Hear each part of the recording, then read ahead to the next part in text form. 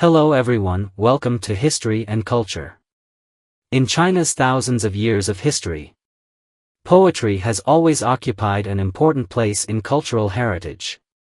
It is not only a form of artistic expression but also a medium for transmitting thoughts and emotions. Among countless poems, one line continues to be widely recited and remembered: "A moment of spring night is worth 1,000 gold." So, what does this line actually mean? What is the second half of this poem? Let's explore the deeper meaning and significance of this verse. "A moment of spring night is worth 1,000 gold" comes from the poem Spring Night by the great northern song writer Su Shi, Su Dongpa, and the full text is as follows. "A moment of spring night is worth 1,000 gold. The flowers emit a gentle fragrance, the moon casts a shadow. The sound of singing and pipes from the towers is faint. The swing in the courtyard sways gently, the night is deep."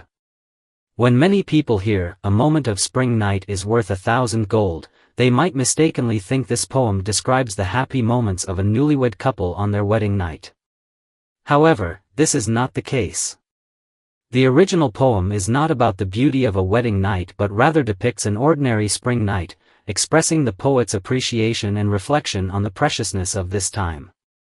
According to experts, the line "a moment of spring night is worth 1,000 gold" reflects the ancient people's deep appreciation of the spring night. Spring is the season when the earth awakens, everything comes to life, and flowers bloom. It is a time full of vitality. As the saying goes, the plan for the year lies in the spring. For spring marks the beginning of a new year. People cherish every moment of spring for its significance. The spring climate is warm and pleasant, neither too hot nor too cold, with scenes full of life everywhere. The air is fresh, and the sunlight is bright. At this time, the world is like a beautiful painting. The poet uses the term "worth 1,000 gold" to vividly express the deep affection and appreciation for the spring night. The second part of the poem is "the flowers emit a gentle fragrance. The moon casts a shadow," which vividly describes the beauty of the spring night through specific imagery. The flowers in the spring night exude a faint fragrance, and the moonlight spreads across the earth, casting gentle shadows. This soft moonlight and the scent of flowers make the spring night especially enchanting. As if all the beauty of the world has gathered in this moment. This scene is filled with tranquility and an indescribable poetic quality, allowing one to feel both the preciousness of time and the relentless passage of it. Through delicate descriptions, the poet enables people to experience the peace and beauty brought by the spring night, thus deepening their appreciation for this fleeting moment. The next lines, "The sound of singing and pipes from the towers is faint. The swing in the courtyard sways gently, the night is deep," depict the scene of the ancient aristocracy enjoying themselves on a spring night. Singing and pipes and towers describe the locations of feasts or gatherings at that time, where one could almost hear the music and laughter from the towers. The swing in the courtyard brings to mind the gentle movement of a swing, painting a picture of a soft and quiet evening atmosphere. However, it seems that the poet, through this joyful scene, subtly criticizes those who indulge in luxury and pleasure without cherishing time. While the poem praises the beauty of the spring night, it also hints at a warning and reflection for those who waste time in pursuit of fleeting pleasures. Therefore, the entire poem is both magnificent and implicit. Through detailed descriptions of the spring night, the poet conveys the importance of cherishing life and time. The line "a moment of spring night is worth 1,000 gold" has become a famous verse passed down through the ages, used to describe the brevity and preciousness of beautiful moments. In the eyes of the ancients, youth is short and precious, and once it passes, it can never be regained.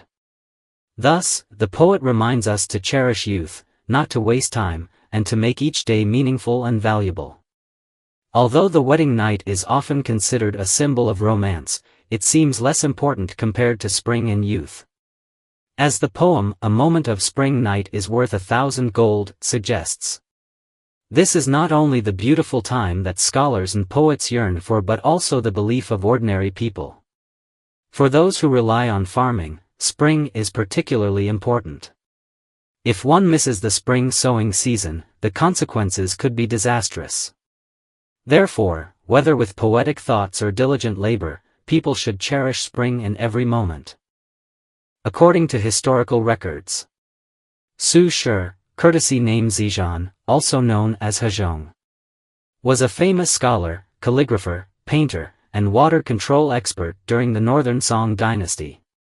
He was widely known as Su Dongpa, Su Xian, or Pak Xian.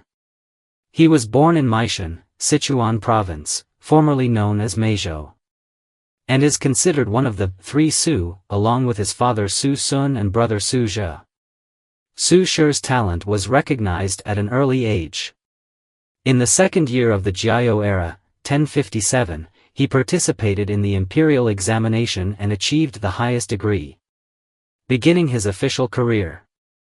A few years later, he took part in the Special Civil Service examination and was appointed as a judge in the Supreme Court, also holding various local government positions in places like Hangzhou, Mizhou, Shuzhou, and Huzhou. In the third year of the Yuanfeng era, 1080, due to the Wutai poetry case, he was demoted to Deputy Military Commissioner of Huangzhou. Later, with changing political tides, Su Shi held various prominent positions, including Minister of War and Minister of Rights, and was assigned to govern multiple regions. After Emperor Huizong ascended the throne, Su Shi was pardoned and returned to the capital, but he passed away due to illness at around 64 years of age. Su Shi was a leading figure in the mid-Song literary world, with remarkable literary accomplishments.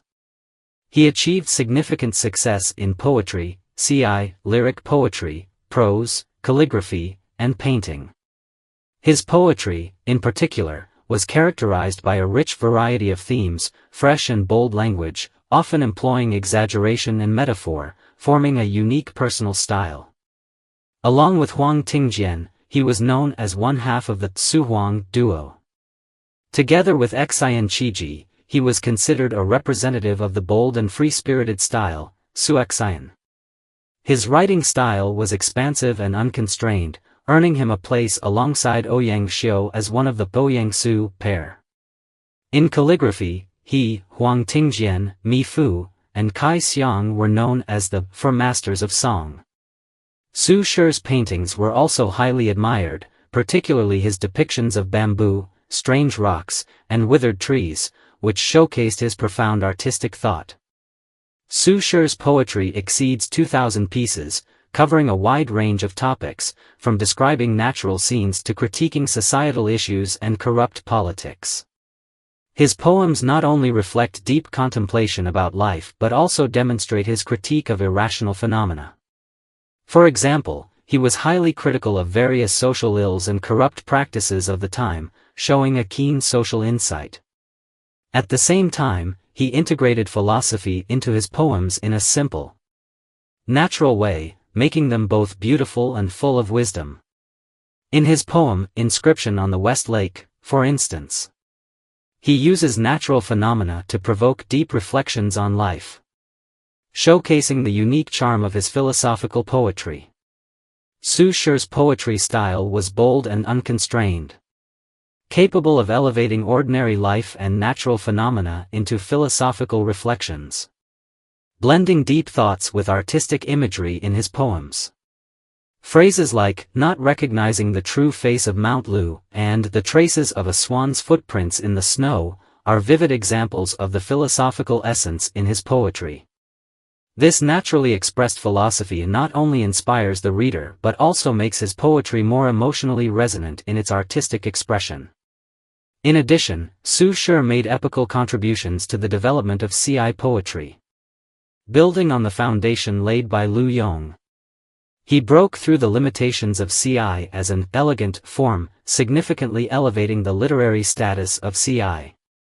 He believed that poetry and Ci had the same origin, with Ci being the offspring of poetry. Therefore, he strived to unify the artistic functions of poetry and Ci. transforming Ci from merely a lyrical form attached to music into an independent literary genre. Su Shi's Ci style was bold and innovative, marked by strong personal expression. And it broke free from the constraints of earlier works, offering new directions for later poets. Su Shi's literary achievements were widely recognized during the Song dynasty and continue to be highly regarded by later generations. His poetry and Ci have had a far-reaching influence, becoming an insurmountable peak in Chinese literary history. Under his influence, the Song dynasty's poetry scene flourished, and his personal artistic achievements became treasures in the history of Chinese culture. This is the History and Culture channel.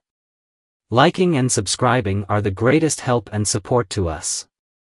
Thank you everyone and see you in the next time.